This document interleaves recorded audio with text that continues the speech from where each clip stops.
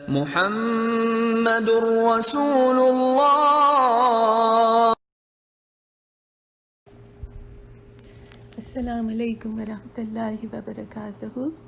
بسم اللہ الرحمن الرحیم۔ میں سلمیٰ بنت افتخار احمد آپ کے سامنے پڑھ رہی ہوں محمد عربی، جس کے رائٹر ہیں محمد عنایت اللہ سبحانی۔ اللہم صلی علی محمد وعلی آلہ وبارک وسلم۔ سب سے پہلے ایک کریکشن، میں نے جب رسول اللہ صلی اللہ علیہ وسلم کا جب شجر نسب پڑھنا شروع کیا تھا اور جن شخصیت کے حوالے سے میں نے ابتدا کی تھی ان کا نام میں نے قسی پڑھا تھا، یعنی غلط پروناؤنس کیا تھا، جبکہ ان کا نام صحیح پروننسیشن تھی قصی۔ اور اس کے علاوہ محمد عربی میں مجھے ایک شق صدر کا واقعہ آپ صلی اللہ علیہ وسلم کے بچپن میں ہوا تھا، وہ اس کا وہاں سے اس کتاب سے مسنگ تھا، تو یہ رحیق المختوم سے میں نے لیا ہے یہ واقعہ، تو وہ آج میں آپ کے سامنے رکھتی ہوں۔ بسم اللہ الرحمن الرحیم۔ رب اشرح لی صدری ویسر لی امری واحلل عقدۃ من لسانی یفقہوا قولی۔ رسول اللہ صلی اللہ علیہ وسلم مدت رضاعت ختم ہونے کے بعد بھی حلیمہ سعدیہ رضی اللہ تعالیٰ عنہ کے پاس ہی رہے، یہاں تک کہ ولادت کے چوتھے یا پانچویں سال شق صدر یعنی سینے مبارک چاک کیے جانے کا واقعہ پیش آیا۔ اس کی تفصیل حضرت انس رضی اللہ تعالیٰ عنہ سے صحیح مسلم میں مروی ہے۔ رسول اللہ صلی اللہ علیہ وسلم کے پاس حضرت جبریل علیہ السلام تشریف لائے جبکہ آپ بچوں کے ساتھ کھیل رہے تھے۔ حضرت جبریل علیہ السلام نے آپ کو پکڑ کر لٹایا اور سینہ چاک کر کے دل نکالا، پھر دل سے ایک لوتھڑا نکال کر فرمایا یہ آپ سے شیطان کا حصہ ہے، پھر دل کو تشت میں زمزم کے پانی سے دھویا، پھر اسے جوڑ کر اسے لوٹا دیا۔ ادھر بچے دوڑ کر حلیمہ سعدیہ رضی اللہ تعالیٰ عنہ کے پاس پہنچے اور کہا محمد رسول اللہ صلی اللہ علیہ وسلم کو قتل کر دیا گیا۔ ان کے گھر والے فوراً وہاں پہنچے تو دیکھا آپ رسول اللہ صلی اللہ علیہ وسلم کا چہرہ اترا ہوا ہے۔ اس واقعے کے بعد حلیمہ سعدیہ کو خطرہ محسوس ہوا، لہٰذا انہوں نے آپ کو آپ کی والدہ حضرت آمنہ رضی اللہ تعالیٰ عنہ کے حوالے کر دیا۔ اس کے بعد 6 سال کی عمر تک آپ اپنی والدہ کے آغوش محبت میں ہی رہے۔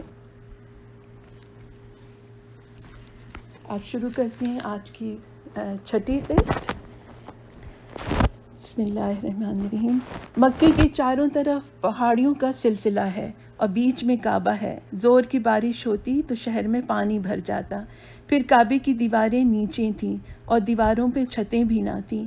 ایک بار کا واقعہ ہے کہ بہت زبردست سیلاب آیا جس سے بہت سی عمارتیں ڈھہ گئیں اور پانی کعبے کے اندر پہنچ گیا۔ اس طرح دیواروں میں شگاف پڑ گئے اور بنیادیں کمزور ہو گئیں۔ یہ چیز مکے والوں کے لیے ایک مسئلہ بن گئی اور انہیں اس کی مرمت کی فکر ہوئی، اوروں کی طرح آپ کو بھی ہوئی۔ کعبہ ہی ان کے لیے سب کچھ تھا، یہ ان کا عبادت گھر تھا، ان کے بتوں کا گھر تھا۔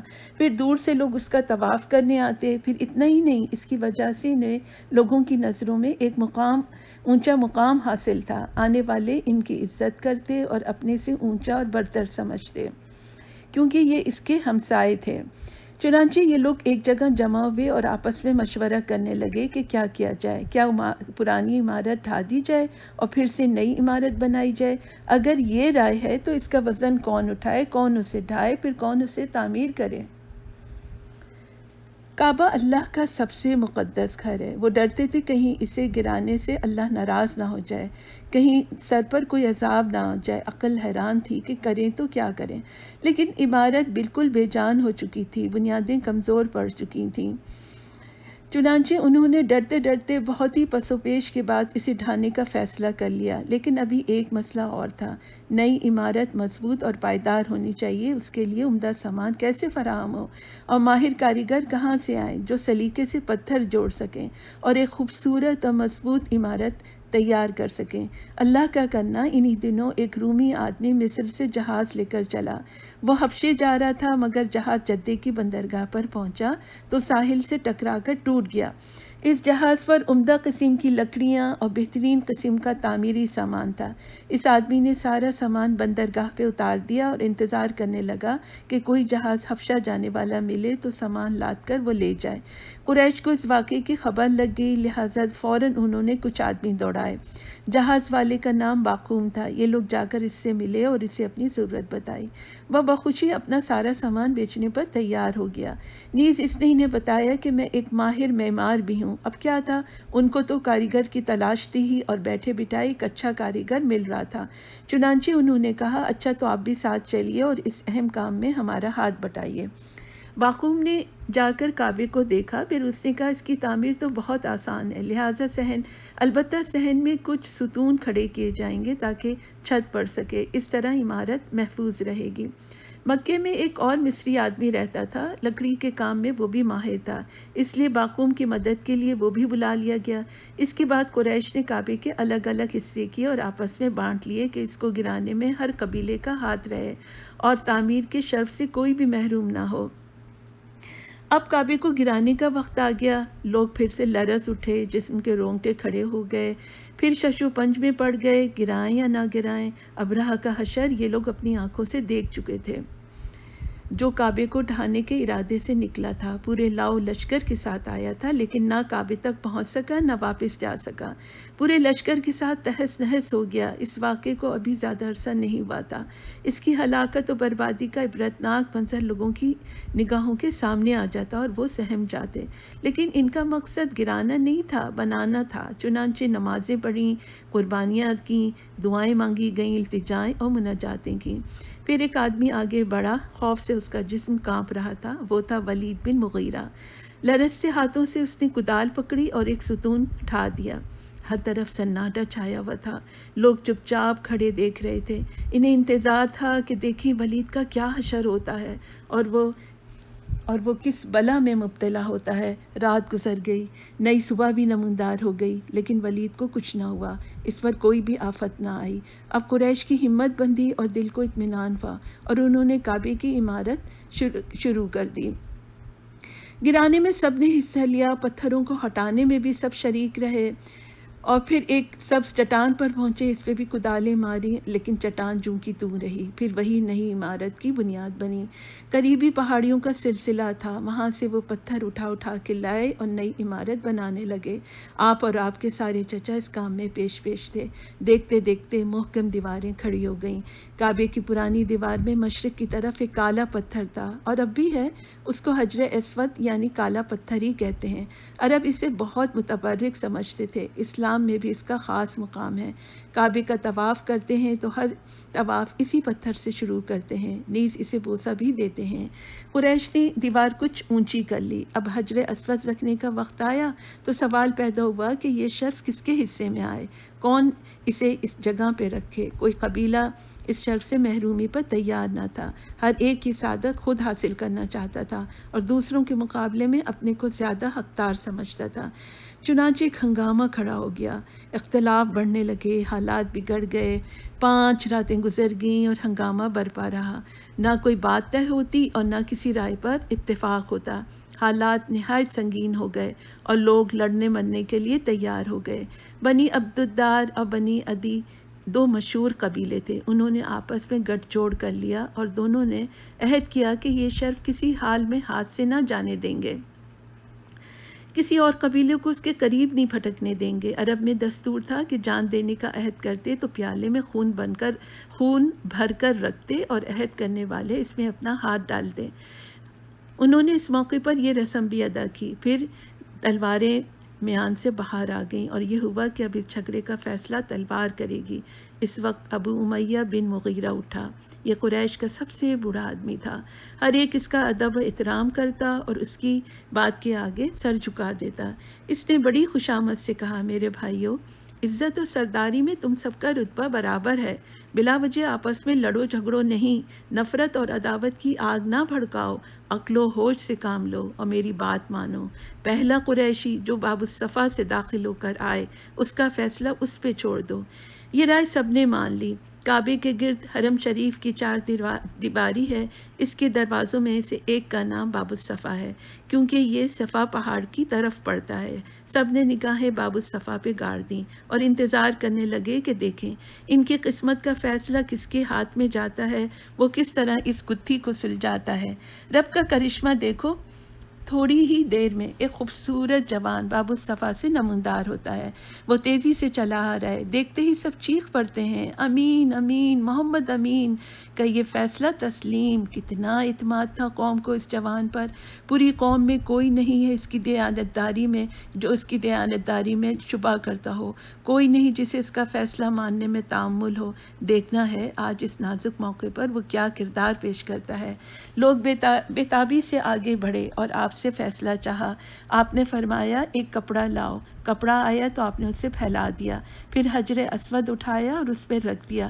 پھر فرمایا ہر قبیلے کا سردار ایک ایک کونا پکڑ لے اور سب مل کر اٹھائیں. چنانچہ قبیلوں کے سردار آگے بڑھے. انہوں نے کپڑے کے کونے پکڑے اور جس جگہ پتھر لگانا تھا وہاں تک لے آئے.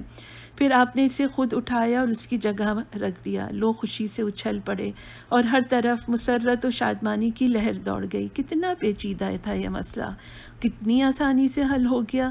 ہر ایک کی ناک رہ گئی اور کوئی اس شرف سے محروم نہ رہا.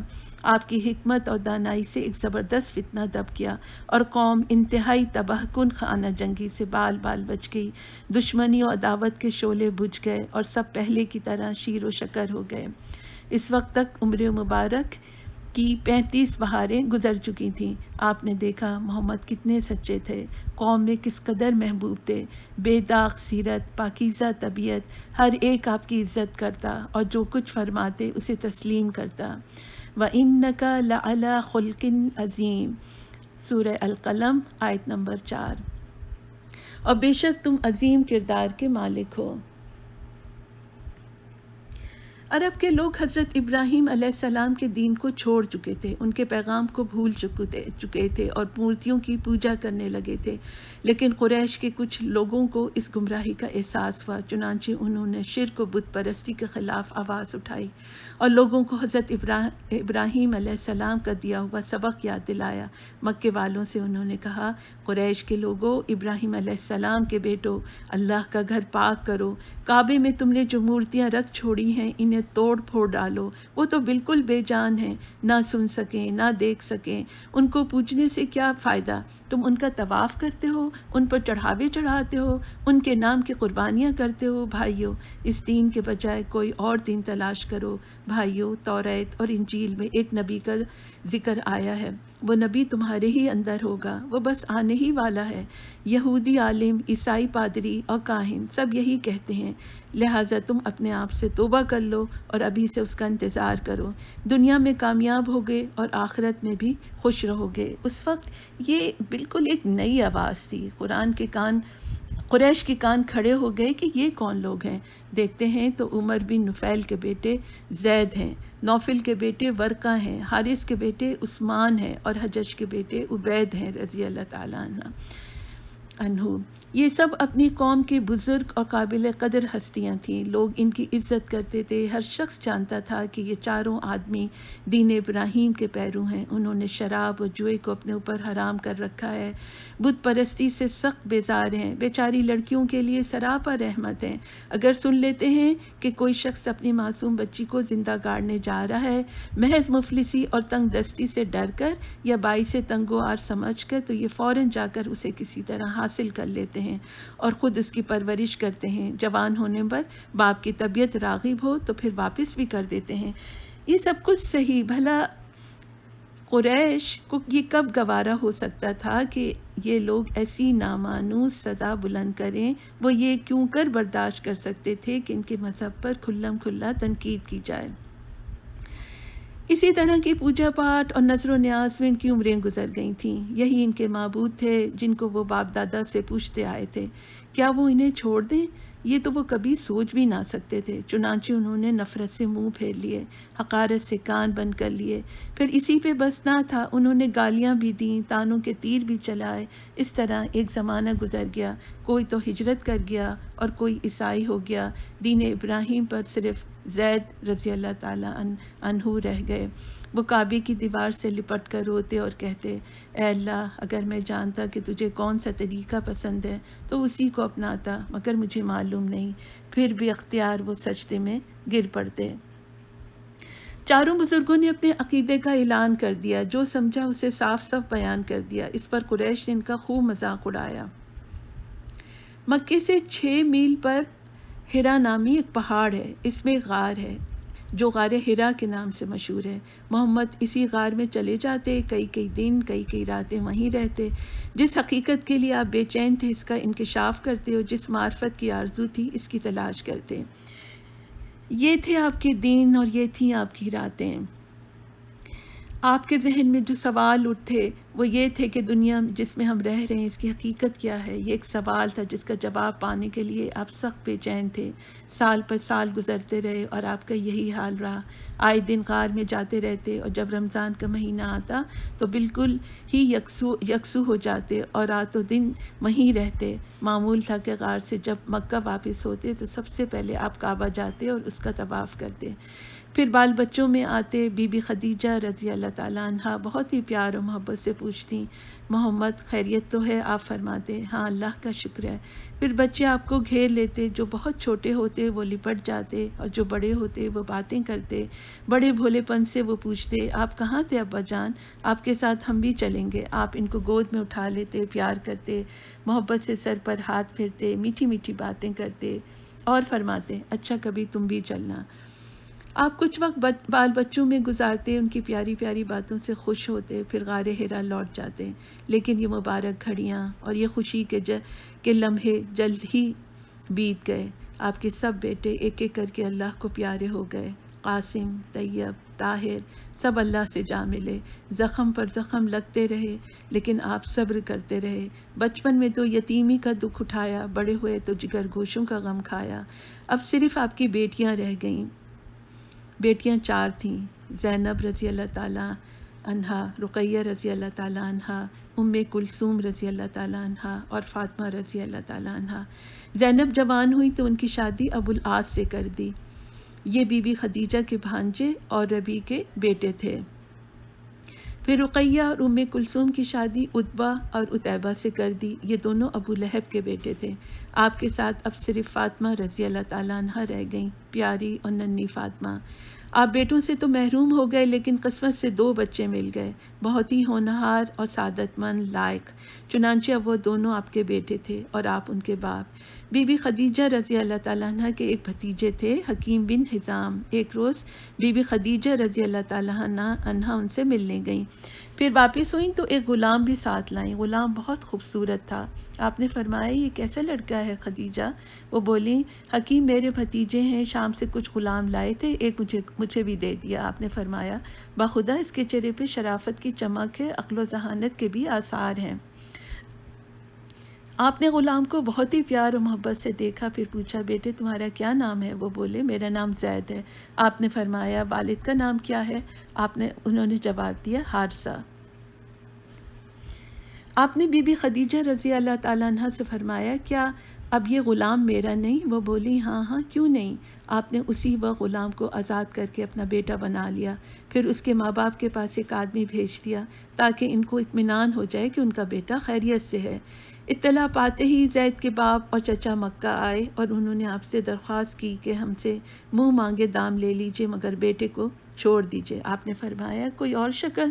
وہ بولے، وہ کیا؟ آپ نے فرمایا، میں بلاتا ہوں اور اس کی خوشی پہ چھوڑتا ہوں، اگر وہ ساتھ جانا پسند کرے تو آپ اسے ساتھ لے جائیں اور مجھے دام دینے کی بھی ضرورت نہیں، لیکن اگر اس نے میرے ہی ساتھ رہنا پسند کیا تو پھر میں بھی اسے نہیں چھوڑ سکتا۔ انہوں نے کہا، قربان جائیے، اس لطف و کرم پر اس سے عمدہ بات کیا ہوگی؟ چنانچہ آپ نے زید رضی اللہ تعالیٰ عنہ کو بلایا اور فرمایا، دیکھو یہ 2 مہمان آئے ہیں، کیا انہیں تم پہچانتے ہو؟ زید نے کہا، ہاں یہ تو میرے باپ اور چچا ہیں۔ آپ نے فرمایا، تمہاری خوشی پر ہے، چاہو تو ان کے ساتھ گھر چلے جاؤ اور اگر دل چاہے تو میرے ہی پاس رہ جاؤ۔ بچہ فوراً ان سے لپٹ گیا اور بولا، نہیں میں تو آپ ہی کے ساتھ رہوں گا۔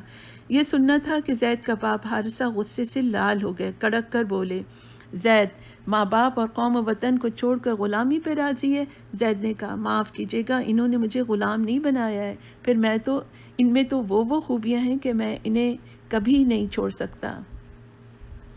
اسی وقت آپ نے زید رضی اللہ تعالیٰ عنہ کا ہاتھ پکڑا اور قریش کے پاس لے گئے اور فرمایا آپ لوگ گواہ رہیں، آج سے یہ میرا بیٹا ہے، یہ میرا وارث ہوگا اور میں اس کا وارث ہوں گا۔ حارثہ نے یہ منظر دیکھا تو خوشی سے اچھل پڑا اور بیٹے کو آپ ہی کے پاس چھوڑ کر چلا گیا۔ تھوڑی ہی عرصے بعد چچیرے بھائی حضرت علی رضی اللہ تعالیٰ عنہ بھی پرورش میں آ گئے۔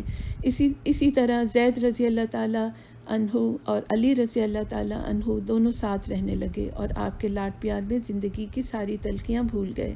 ایسا کیوں ہوا؟ بات یہ تھی کہ ابو طالب کے یہاں بال بچوں کی کثرت تھی لیکن دولت کی قلت تھی۔ بڑی مصیبتوں سے گزارا کرتے، نہ جانے کن کن دقتوں سے دن کاٹتے۔ پھر اس پر غضب یہ کہ عرب میں ایک دفعہ بڑے زور کا قحط پڑا، ایک قحط جو اپنی مثال آپ تھا۔ ابو طالب کا تو پوچھنا ہی کیا، بڑے بڑے رئیسوں کی کمر ٹوٹ گئی اور نہ جانے کتنے دولت مند کنگال ہو گئے۔ آپ کے ایک اور چچا عباس رضی اللہ تعالیٰ عنہ تھے، یہ بنی ہاشم کے رئیسوں میں سے تھے۔ آپ نے اسی موقع پر ان سے کہا ہم دونوں چچا ابو طالب کے 2 لڑکوں کو اپنی پرورش میں لے لے، اس سے ان کی پریشانیاں کچھ کم ہو جائیں گی۔ عباس رضی اللہ تعالیٰ عنہ نے یہ رائے پسند کی، چنانچہ دونوں ابو طالب کے پاس گئے اور ان کے سامنے اپنی بات رکھی۔ ابو طالب نے کہا جن کو چاہو لے لو۔ اس طرح عباس رضی اللہ تعالیٰ عنہ نے جعفر رضی اللہ تعالیٰ عنہ کو لے لیا اور آپ نے حضرت علی رضی اللہ تعالیٰ عنہ کو، اور اس طرح سے آپ حضرت علی رضی اللہ تعالیٰ عنہ کے شفیق باپ بن گئے اور آپ صلی اللہ علیہ اور حضرت علی رضی اللہ تعالیٰ عنہ آپ صلی اللہ علیہ وسلم کے چہیتے بیٹے۔ آج یہیں تک، انشاءاللہ تعالیٰ اس سے آگے ہم پڑھیں گے اگلی قسط میں۔ سبحانک اللہم و بحمدک نشہد ان لا الہ الا انت نستغفرک و نتوب الیک۔ السلام علیکم ورحمۃ اللہ وبرکاتہ۔